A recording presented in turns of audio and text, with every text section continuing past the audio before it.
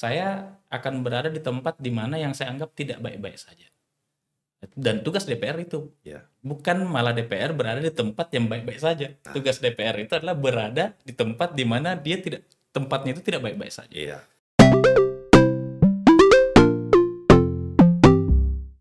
Halo sahabat Ratona Solusi. Kurangi alasan, tambahi solusi. Hari ini kita kedatangan tamu yang saya anggap luar biasa. Seorang milenial, generasi muda yang saat ini menjadi anggota DPRD, ya, anggota DPRD di Kabupaten Luwu dari Partai P3. Namanya Arpan Basmin. Gimana kabarnya? Alhamdulillah sehat, Om. Ya, sehat ya. Alhamdulillah. Nah, kita ingin banyak tahu tentang pandangan politik, cara berpikir dari kaum milenial tentang apa sih politik itu ya. Namun sebelum saya ke sana, saya ini dulu flashback dulu. Sebelum di DPRD yang saya tahu itu Arpan pernah jadi kepala desa. Iya. Ya. Nah, itu salah satu episode. Tapi mungkin banyak yang penasaran di luar yang pengen tahu siapa sih sebenarnya Arpan ini. Boleh ceritakan sedikit tentang diri Arpan? Ya. Ya, yang pertama tidak banyak sih, Om. Soalnya kalau urusan pribadi biasanya agak tertutup. Iya. Cuman kalau untuk perkenalan singkatnya, saya mantan kepala desa di Desa Sengat Boleh Selatan. tahu dulu SD-nya di mana? Wah, jauh sekali, Om. SD IKIP, SMP 3 Di Makassar. SD sampai SMP di Makassar. Iya. SMA di Jakarta, terus S1 selesai di Surabaya. S1 di Surabaya.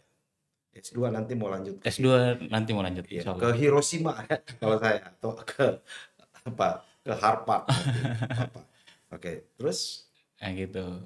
Singkat cerita, pulang ke Sulsel, ya, bantu orang tua, ya. Terus kemudian terpleset jadi kepala desa. Bagaimana ceritanya itu bisa sampai jadi kepala desa? Soalnya kalau saya lihat ini wajahnya wajah kepala desa ini. Ini wajah-wajah entertain.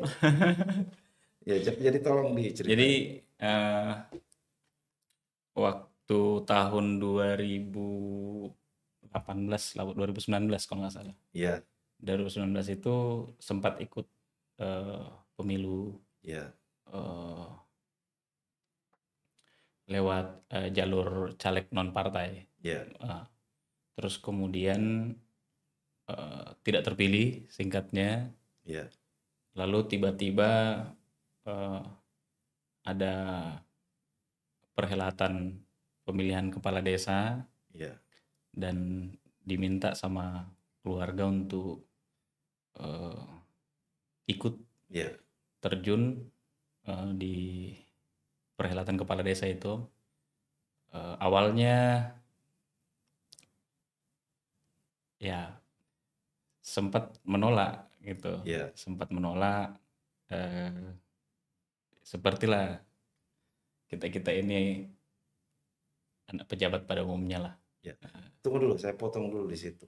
Waktu ikut pilcaleg, Bapak itu sudah bupati atau belum? Bupati terpilih. Bupati terpilih. Kok tidak bisa lolos? Ya. Kok tidak bisa lolos? Gini, Om, kasih kesempatan sama yang punya hak itu wajib. Gitu. Persoalan tidak bisa lolos itu persoalan rezeki masing-masing. Enggak, maksud saya gini. Saya ingin mempertegas saja bahwa waktu pencalekan yang pada saat itu Bapak sudah jadi bupati, berarti saya tidak tahu ini, nanti bisa dijawab secara jujur. Apakah memang itu permintaan dari Arpan? Oh, jangan mentang-mentang saya anak bupati, terus Bapak saya sebagai bupati mesti memastikan nih saya jadi anggota DPR. Atau apa?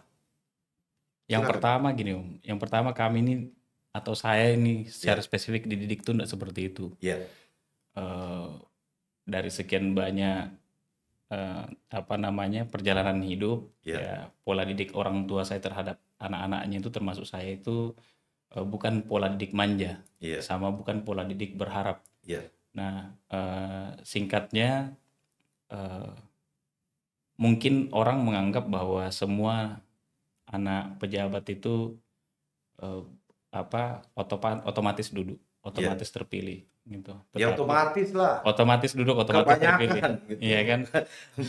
Hampir semua. Ini kecuali ini fenomena saya lihat ini. Makanya Otomatis, saya kejar di situ dulu tuh. ya, Dan jujur, ya saya bangga gitu. Ada milenial seperti ya, Anda yang tidak apa ya, tidak tergantung pada satu otoritas yang sebenarnya bisa mengatur itu. ya begitu. Jadi saya nikmati itu dinamika Ya, politik yang ada di daerah melalui jalur-jalur yang saya ambil sendiri. Lalu kemudian saya eh, jalani dan bertarung serius gitu. ya, Tetapi pada akhirnya eh, mungkin bukan takdir saya di situ. ya, Karena ada yang menarik Om sebenarnya. ya, Dulu itu saya kalau berdoa ya, selalu berdoanya itu gini, mudah-mudahan Tuhan kasih saya tempat yang bisa saya diberdayakan ya, gitu. Saya tidak pernah bilang bahwa kasih saya tempat sebagai anggota DPR, ya, kasih saya tempat sebagai eh, anggota DPRD atau provinsi DPR RI dan lain sebagainya. Tetapi ya, saya selalu bilang berikan saya tempat yang bisa saya dimanfaatkan. ya, Nah, mungkin pada saat itu ya saya tidak dapat kursi DPR itu karena mungkin belum waktunya saya ya, eh, mendapatkan amanah yang ya, lebih besar daripada yang sekarang saya dapatkan. Nah, ternyata kadarullah Tuhan kasih saya jalan, saya maju jadi kepala desa. ya, Yang hampir bisa dibilang seperti yang banyak didiskusikan sama orang, hal yang tidak lazim. ya, Gitu. Tetapi ternyata prinsip pengabdian itu saya temukan di situ. ya. Gitu. Gimana itu? Bisa dielaborasi lebih jauh. Ya, pengabdian itu yang sesungguhnya itu di kepala desa. Tanpa mengesampingkan tanggung jawab dan tupoksi setiap jabatan-jabatan yang ada di eh, apa namanya didapatkan gitu sampai hari ini saya jadi anggota DPR.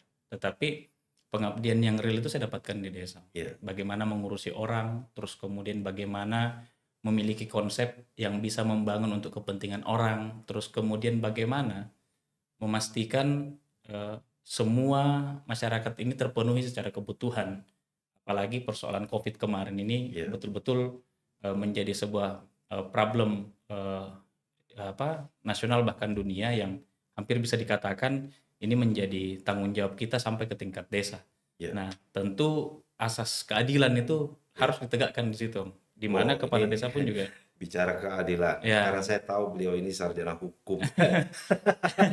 nggak Ya, dia ya, asas keadilan harus ditegakkan di ya, situ. Di mana saya merasa pada saat saya jadi kepala desa, oh ternyata ya, tingkatan jabatan paling tinggi yang kita dapatkan itu bukan, mohon maaf ini Om ya, ya, bukan presiden, bukan gubernur, ya, bukan bupati, tetapi ya, justru malah saya menganggap bahwa kepala desa ya, inilah tingkatan jabatan paling tinggi ya. gitu. Nah, Apapun itu, secara struktur mungkin berbeda. Intinya satu hal yang sama, sama-sama dipilih, sama-sama dipilih, pilih sama-sama ya, dipilih. oleh rakyat Iya. secara langsung. Nah, saya ingin gali lebih dalam.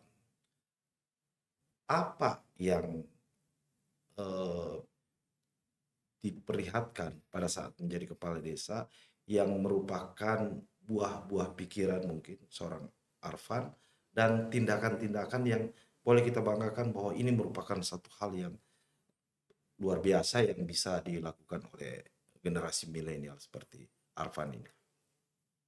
Yang pasti pertama gini Om, hampir bisa dibilang anak-anak milenial sekarang sudah nggak ada yang malu lagi mau jadi kepala desa.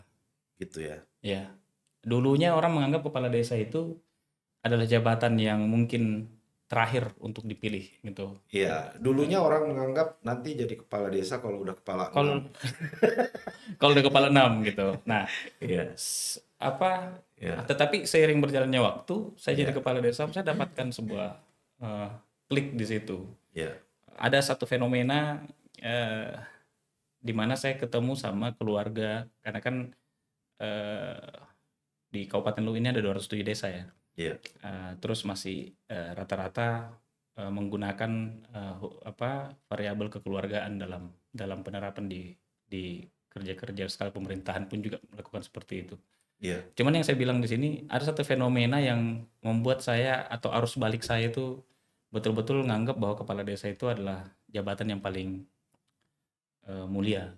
iya, Saya agak sedikit kilas balik Om. Seandainya mungkin saya terpilih di awal menjadi anggota DPR, maka mungkin saya nggak akan temukan satu keluarga atau masyarakat di sana yang penyakit hidrosefalus, iya, ya. Terus kemudian ada sudah eh, kena tumor iya, ganas dan lain sebagainya. Saya nggak tahu bagaimana posisi saya ketika di parlemen sebagai anak muda. iya, Lalu kemudian tidak pernah merasakan turun langsung ke iya, eh, masyarakat gitu, Eh, cari tahu iya, apa yang menjadi kebutuhan mereka, lalu kemudian apa yang akan saya lakukan iya, ketika misalkan menemukan satu kasus seperti itu di tengah-tengah masyarakat saya di Sangat Selatan pada saat itu.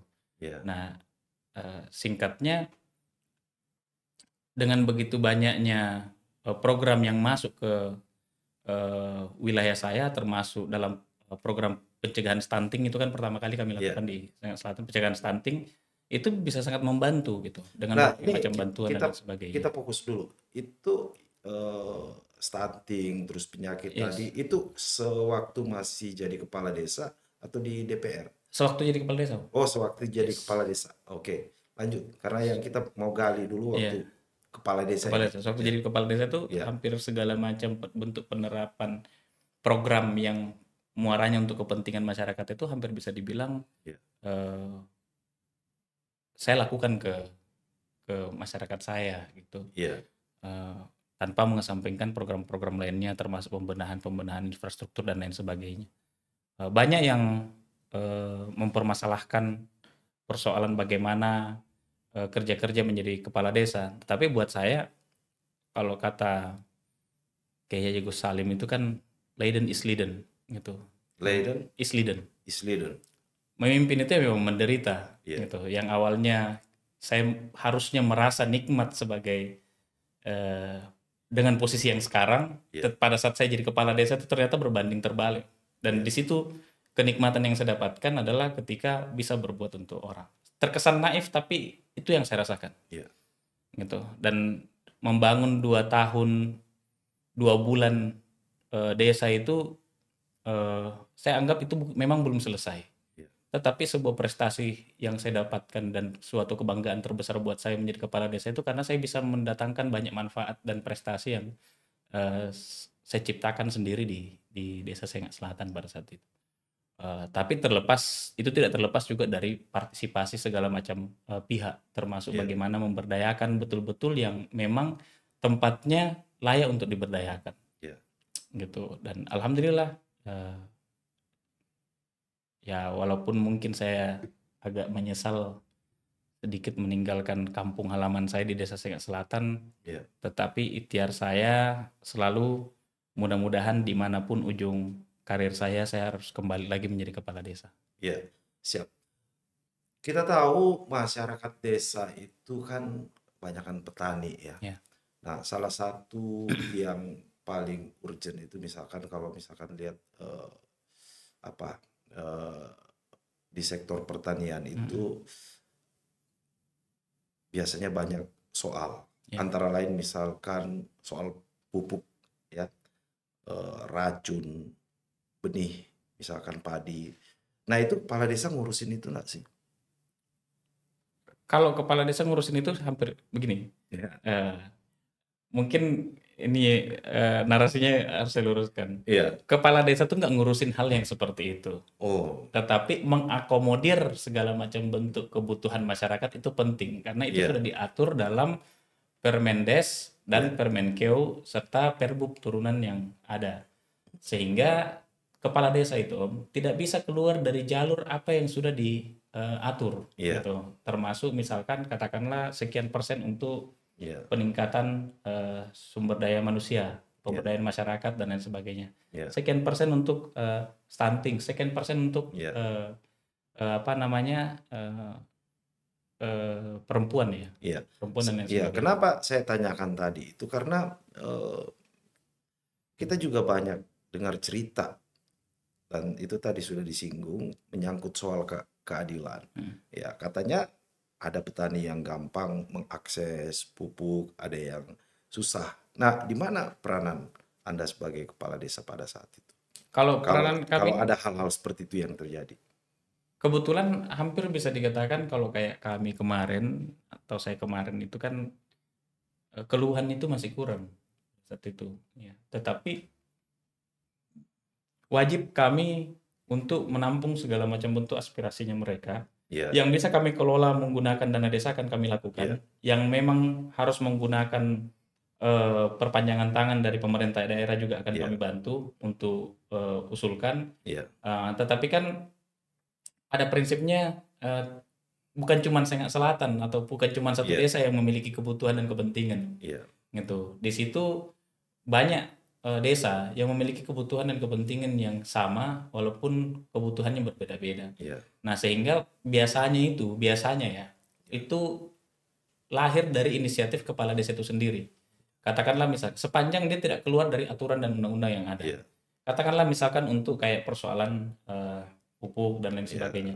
Ya kenapa misalkan kalau pemerintah desa bisa akomodir, kenapa harus iya, dibatasi iya, gitu. Ya, sedangkan eh, dana desa ini kan tujuannya untuk itu sebenarnya, iya, untuk membantu menjadi bagian daripada perpanjangan tangan dari setiap program pemerintah daerah maupun tingkat pusat. iya.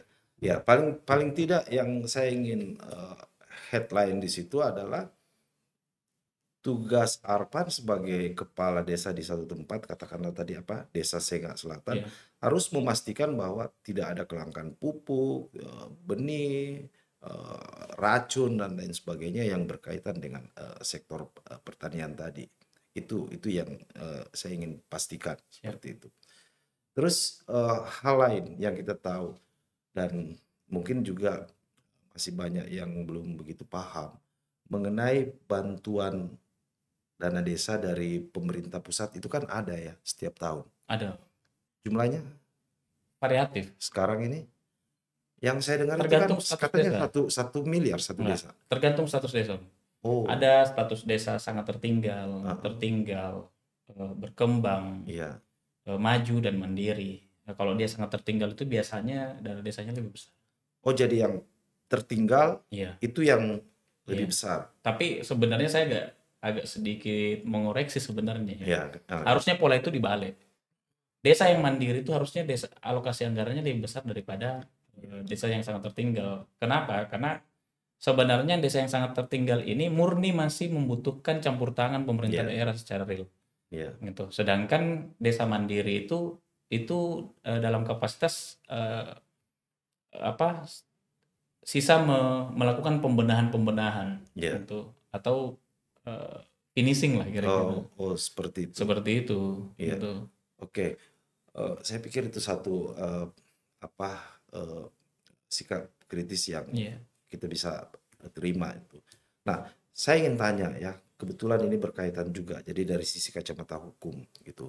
Apa sih sebenarnya penyebabnya sehingga kita lihat ada beberapa teman-teman kepala desa itu sampai harus terlibat permasalahan Permasalahan hukum hukum. terkait dengan dana desa itu tadi? Kalau gini Om, eh, pengetak desa itu di sini kan di Indonesia itu ada 74.000 desa lebih. Iya, Di Sulawesi Selatan saja itu ada 2.555 desa. iya. Di Luwu desa Sulawesi Selatan Sulawesi Selatan 2.500 lebih desa. 500 2.500. lebih desa. Ini luar biasa. Terus kemudian Ini kepala desa sehingga udah tahu desa di Sulsel bisa jadi gubernur ini ke depan ini. Enggak, Amin, aminan aja. enggak. Iya, Nah, eh, semua itu Iya, eh, satu permasalahannya. iya.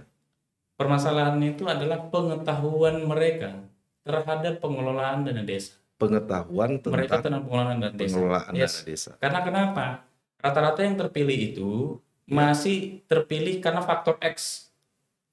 X X apa? dalam artian gini, Bongkar entah aja lah karena bongkar saya X. misalkan faktor rumpun keluarga, Oh, gitu. terus kemudian faktor kampung halaman, Iya, mereka tidak mengambil berdasarkan dengan eh, eh, syarat pencalonan kepala desa itu kan kalau dulu tuh minimal SMP iya, gitu. Terus kemudian sekarang sudah naik menjadi SMA sekarang. iya. Tetapi apapun syarat yang diberikan, kalau tidak diberikan pendampingan dan pembekalan dalam pengelolaan dana desa, itu tidak akan bisa Iya.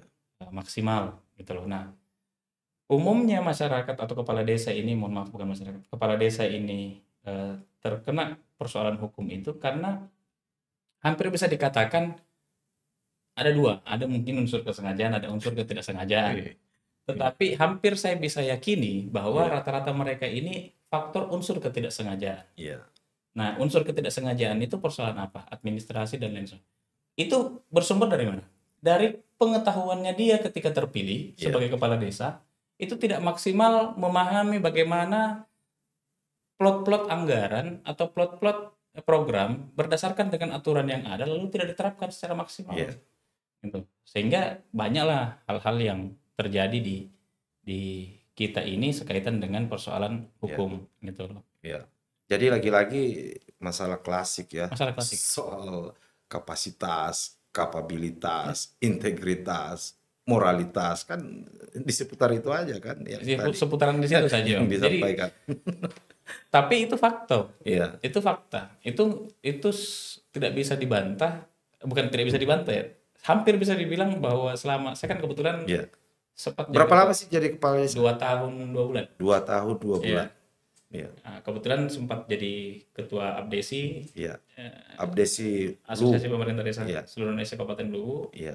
Terus kemudian sekarang kan saya ngurusin kepala desa di luar Kabupaten Luwu Iya. atas nama Badan Kepala Desa Iya. Sulsel gitu. Jadi hampir bisa konsentrasi saya ini sekaitan dengan desa dan aparat Iya. aparat desa. Nah, jadi permasalahan klasik yang tadi Om disampaikan itu, ya itulah fakta yang terjadi di Iya. lapangan. Pengetahuannya mereka karena aturan harusnya gini, dalam persyaratan menjadi calon kepala desa itu, Iya. itu setiap calon ini Iya. harus sudah mulai diberikan ruang untuk memaparkan apa yang menjadi program unggulannya selama 6 tahun. Iya. Karena ini menyangkut masa depan desa selama 18 tahun. Gitu. Memang ketika misalkan seseorang ingin mencalonkan diri sebagai kepala desa, apakah tidak ada satu proses itu yang harus dilalui sehingga dia sampai kepada taraf untuk bisa maju sebagai calon? Sebenarnya Atau bebas-bebas saja? ada proses tahapan, tetapi pembekalan ini atau momentum untuk adu gagasan itu yang mungkin agak kurang di ini. Karena lagi-lagi tadi itu Iya. Adu rata-rata gagasan yang kurang, maju- yang banyak adu amplop. Amplop.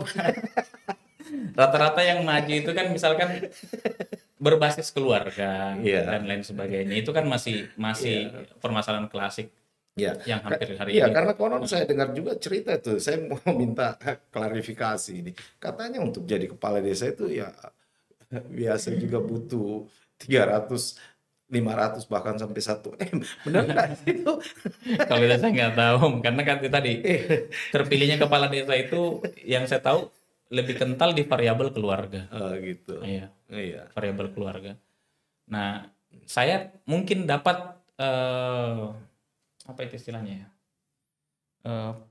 Ya salah satu privilege yang saya dapatkan, Iya. yaitu karena mungkin saja lu ini hampir mayoritas keluarga kan. Iya.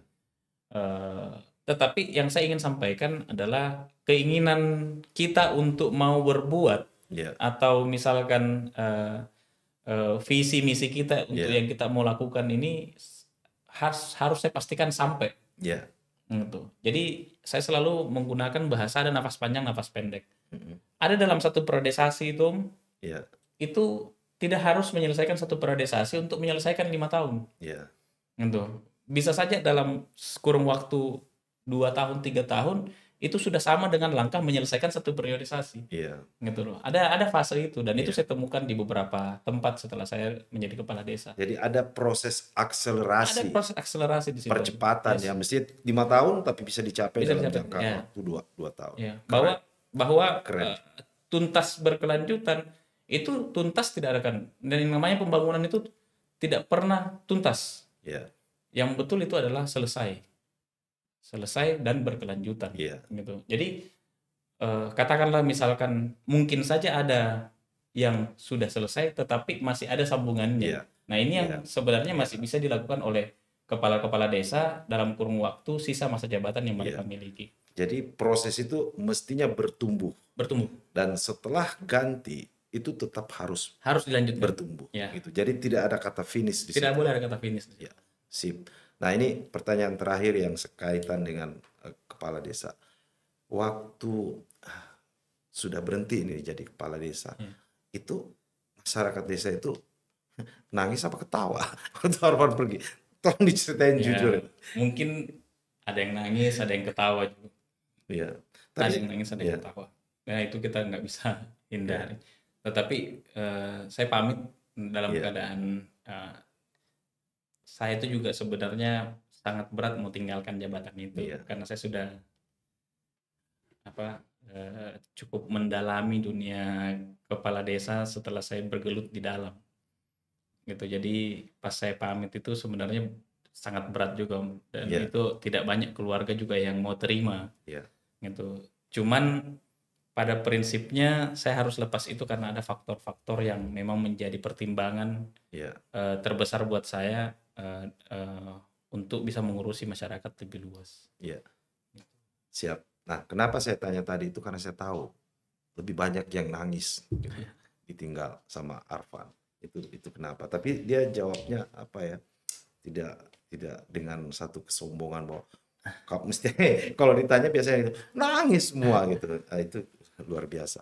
Oke, sekarang kita pindah dari bicara Arfan sebagai kepala desa dan sekarang sebagai salah satu anggota DPRD dari P3.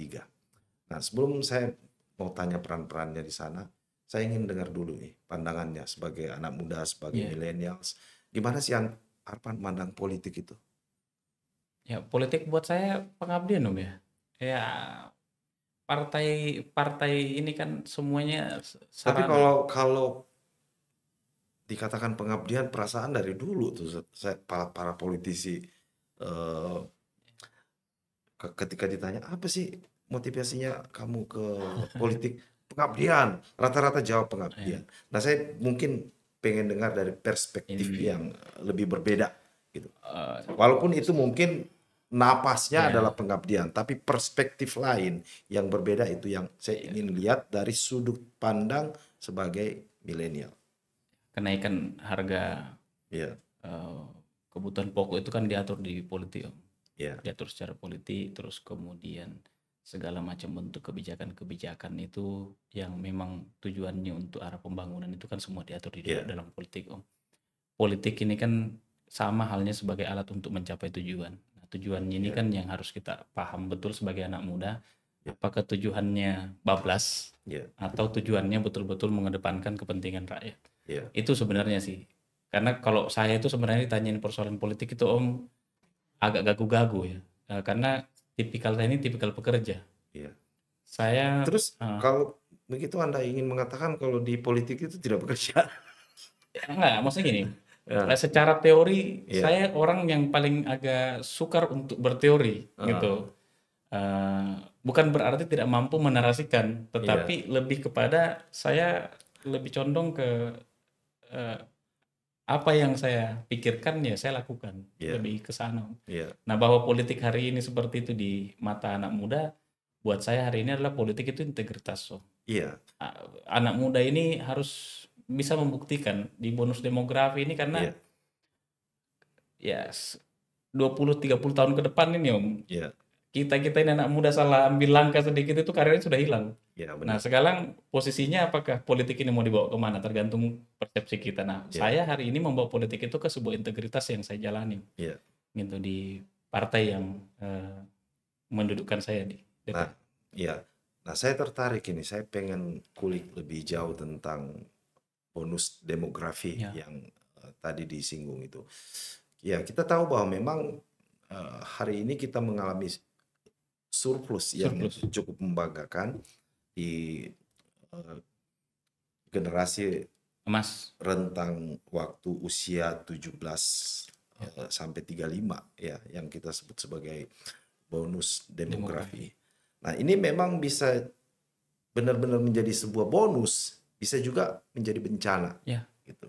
Ketika kita tidak mampu memaksimalkan potensi atau source yang kita punya dengan bonus demografi ini.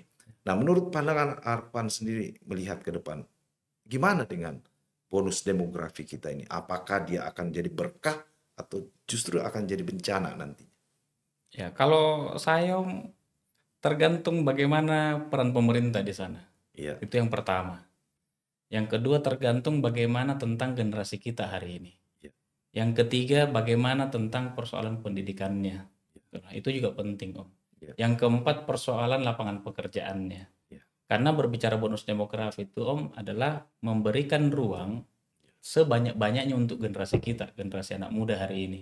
iya, Dimanapun tempatnya, apapun pekerjaannya. Yang penting mereka ada ruang produktif yang bisa digunakan. Kalau itu bisa ada, Om, kalau itu berjalan, insya Allah itu akan menjadi berkah.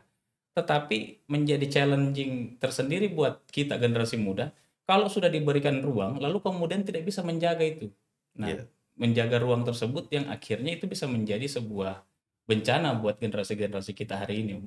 iya, Itu sih pandangan-pandangan singkat saya tentang bonus demografi itu. Katakanlah misalkan prediksi saya ini ke depan 10-15 tahun ke depan itu orang tidak lagi berbicara tentang bagaimana berkecimpung di dunia politik saja. iya, Gitu loh. Yang sarjana hukum selesaiin PKPA lalu kemudian menjadi advokat. iya, Yang sarjana ekonomi selesaiin kuliahnya di ekonomi lalu kemudian menjadi akuntan. Itu nanti akan bermuara ke sana, iya, apalagi sudah masuk di fase merdeka belajar kan. Dan iya, sekarang ini punya ruang luas buat para eh, adik-adik kita ini generasi-generasi muda ini untuk betul-betul konsentrasi di profesinya. Jangan iya, di politik semua. iya, Di profesi masing-masing juga ini justru malah berpeluang. iya. Terus kalau pandangan Arpan sendiri mengenai generasi yang kita sebut sebagai bonus demografi ini, Demografi. apakah mereka ini pesimis atau optimis melihat kehidupan politik kita hari ini? Ya, kalau pesimis saya nggak tahu tuh Om ya. Iya, Karena sekarang ini juga semangat gairahnya anak-anak muda masuk berkecimpung di dunia politik bahkan melek teknologi hanya untuk menonton berita-berita politik itu tinggi iya. gitu. Jadi bukan cuma sekedar main apa sih ya, slot. Slot Saya lihat sekarang ini kan, atau main Mobile waduh, Legend ya. Ya, gitu. ini paling tidak Ya, TikTok. kayak gambaran sekarang siapa yang bisa prediksi ternyata Iya, Menpora kita di usia 32 tahun iya, siap. gitu. Itu kan berarti kalau semua potensi pemuda seperti beliau, Iya, ya kan, maka hampir bisa dikatakan itu menjadi sebuah berkah buat bonus demografi iya, yang betul-betul quote on quote namanya iya, bonus, benar. ya kan. Tetapi kalau misalkan Ada itu istilahnya, menjadi generasi rebahan. generasi rebahan ya, Gimana iya juga kan. akhirnya Kalau seperti misalnya hobinya hanya menjadi generasi rebahan atau generasi TikTok, gitu, ya kan. Iya, Itu bisa mencemaskan juga gitu iya, loh. itu. Bisa mencemaskan. Kalau mereka tidak memahami cara cara berinteraksi dan mengoperasikan teknologi hari ini, Om, itu bisa menjadi Iya, bencana. iya. Itu gambaran Hari ini kan kita sudah berada pada era yang kita namakan era artificial artificial. intelligence ya. Katanya anak muda sekarang itu kalau diajak Zoom udah malas gitu. Iya. Aduh, itu katanya Zoom itu udah ketinggalan zaman. Terus meetingnya pakai apa? Metaverse. Iya, Metaverse. iya, metaverse gitu kan. Jadi walaupun mereka berada pada jarak yang berbeda, tapi ketika mereka meeting, mereka merasa berada dalam satu Satu room ruangan. satu ruangan yang Iya. sama gitu. Itu 5.0 dia. Iya, udah 5.0. 5.0. Keren itu kan. Dan itu kan anak-anak muda itu yang Iya. bisa melakukan itu. Jadi sebenarnya sih kalau dikatakan generasi rebahan ya nggak salah juga gitu. Cuma memang yang kalau saya lihat sih sekarang bukan rebahan, tapi ini nih yang dua jari ini saya nggak tahu apa tiba-tiba gitu. Ya. Nah, terus bagi generasi milenial seperti Anda, literasi gimana menurut Penting. pandangannya? Kalau literasi itu penting. Ya. Saya juga baru berkecimpung di literasi itu pas jadi kepala desa kan. Ya. Jadi saya rasa betul memang pentingnya literasi, menambah pengetahuan, lalu kemudian memperbanyak sebuah catatan-catatan penting. Iya. Memahami, dari situ kita mampu memahami segala macam bentuk perkembangan zaman. Dari situ juga kita mampu memahami bagaimana berinteraksi secara sosial terhadap sesama. Lalu kemudian pengembangan diri juga dari situ semua. Dan alhamdulillah kemarin sempat kolaborasi juga untuk bikin komunitas literasi, tetapi ya gitu masih mandek-mandek. Cuman kalau ditanya apakah saya setuju dengan literasi, saya sangat setuju. Bahkan di LUU itu sendiri hampir bisa dikatakan literasi itu kan bukan hanya sekedar menulis ya. Literasi itu berbagai macam instrumen dan budaya juga itu bagian daripada literasi. Jadi pengetahuan holistik gitu. Jadi banyak karya-karya, bukan karya-karya bersama yang kami lahirkan di LUU itu betul-betul bisa merangsang adik-adik ini untuk lebih memahami bahwa ternyata saya ini masih kurang dari segi ilmu pengetahuan, masih kurang dari sisi ilmu budaya, masih kurang dan sebagainya. Termasuk juga bagaimana mempertahankan budaya-budaya kita yang ada di LUU Raya gitu, dengan mengajak mereka kolaborasi sekaitan dengan kegiatan kebudayaan. Konsentrasi saya sih situ. Artinya gini, kalau saya katakan bahwa Arpan ini salah satu manusia pembelajar, boleh ya dibilang seperti itu. Artinya mau selalu belajar. Berkembang. Belajar. Oke, nah saya mau tanya sekarang ini, apa sih yang dilakukan setelah di DPRD? Nanti kita ngobrol saya jawabnya normatif dibilang klasik lagi. Apa-apa, lebih baik jawab salah daripada tidak jawab. Jadi gini kan itu sama-sama sikap. Di DPR itu tentu bentuknya kolektif kolegial ya. Itu yang pertama. Yang kedua, DPR itu kan ada 3 fungsi. Pengawasan, budgeting, sama legislasi. Nah, ya tanggung jawab saya sebagai anggota DPR adalah bagaimana menyuarakan apa yang menjadi kepentingan masyarakat saya, terkhusus di dapil saya. Nah, tentu pasti banyak kontradiktif dari segala macam bentuk penyuaraan yang ingin kita bawa, karena masing-masing kepala berbeda. Tetapi menjadi seorang yang saya tuh selalu nganggap diri saya gini, menjadi seorang politisi yang semi idealis. Gimana maksudnya? Kok semi? Membawa diri seidealis mungkin di forum kolektif itu nggak mungkin. Alasannya? Banyak kepala yang harus disatukan, banyak pertimbangan yang persepsi yang harus disamakan. Tetapi kenapa saya bilang semi idealis? Karena apa yang saya perjuangkan itu tetap on the track gitu. Bagaimanapun caranya, seperti apa kebijakannya, metode penyuaraannya seperti apa, itu tetap on the track, Om. Dan saya nggak pernah keluar, alhamdulillah, selama saya di DPR itu nggak pernah keluar dari apa yang saya perjuangkan. Apa yang saya perjuangkan? Sekaitan dengan desa. Saya di PAW kemarin itu, Om, itu kalau misalkan mungkin ya, tapi hampir semua komisi sama. Saya awalnya itu masuk di Komisi 3. Komisi Pembangunan. Komisi 3. Iya, Komisi 3, Komisi Pembangunan. Pada saat kenapa tidak ke anggaran, komisi berapa di komisi Saya di Banggar kemarin. ah, Saya di Komisi 2 anggaran. iya. Komisi Biasanya 2 kan anggaran. orang ngejar-ngejar ke Banggar. Saya kemarin di Banggar, Om, tapi Iya, sekarang saya sudah keluar dari Banggar dan saya iya, masuk di ah, Bamus sekarang, iya, Badan Musyawarah. iya, Tapi yang saya mau bilang di sini, kalau mungkin hanya sekedar mau apa ya? Saya nggak bisa bilang. Saya ini mau belajar, tadi seperti yang mau bilang. iya, Belajar menjadi seorang pejuang eh, akar rumput itu ya iya, memang bermuara di Komisi 1. iya, Saya pada saat rolling komisi itu saya lebih memilih Komisi 1. Karena di situ saya ketemu lagi dengan segmen saya. iya, Segmen apa? Segmen desa, iya, segmen kesehatan, pendidikan dan sebagainya. Gitu loh. Nah, termasuk misalkan kenapa sampai saya getol di Komisi 1 karena ini.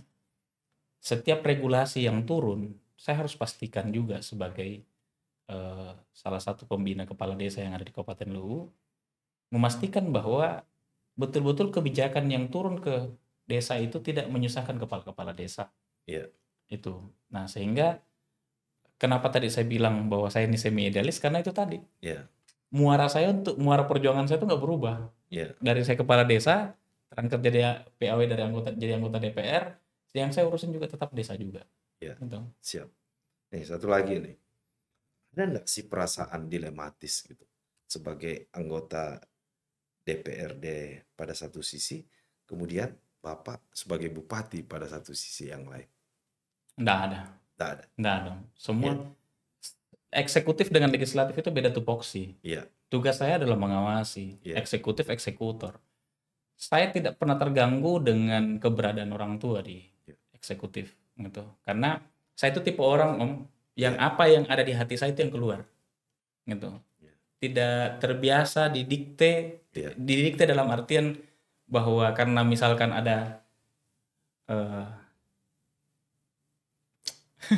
ada orang tua di iya, eksekutif, iya. Ada lalu kemudian kepentingan. lalu Iya, kemudian saya mau didikte iya, seakan-akan bahwa semua harus baik-baik saja. Enggak, iya, tidak. Saya akan berada di tempat di mana yang saya anggap tidak baik-baik saja. Dan tugas DPR itu iya. bukan malah DPR berada di tempat yang baik-baik saja. Nah, Tugas DPR itu adalah berada di tempat di mana tempatnya itu tidak baik-baik saja. iya. Apalagi kalau eksekutifnya lagi tidak baik-baik. Lagi tidak baik saja. Nah, Gitu.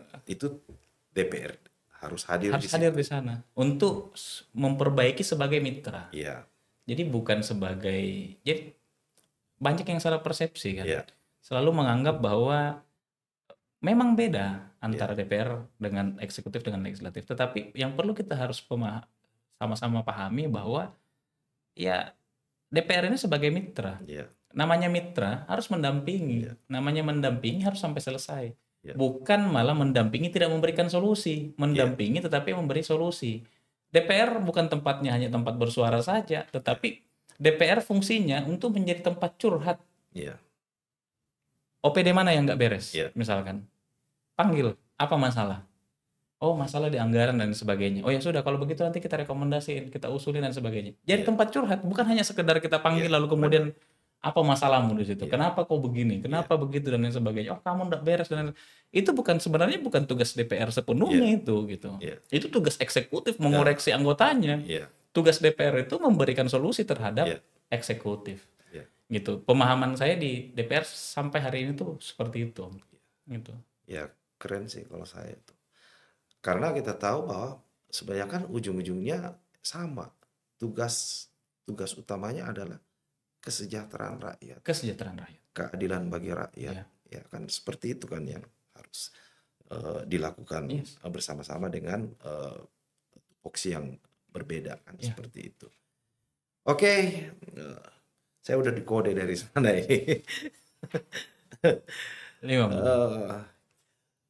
Waktu kita terbatas, tapi mudah-mudahan apa yang kita bicarakan pada hari ini bisa ya paling tidak membuka sedikit cakrawala kita gitu. Nah,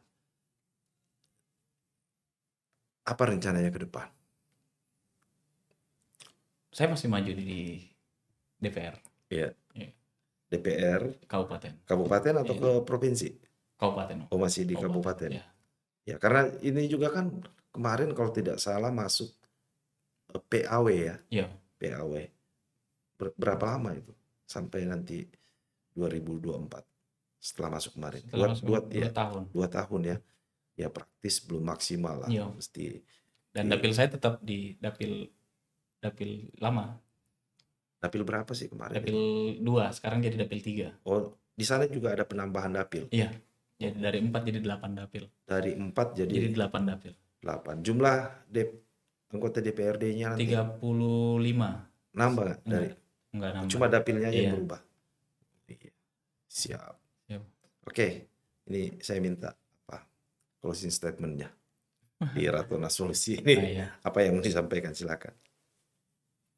Ya, sederhana sih Om ya. Filosofi hidup saya itu seperti ini, botol kaca. Ya. Message from the Ya, bottle.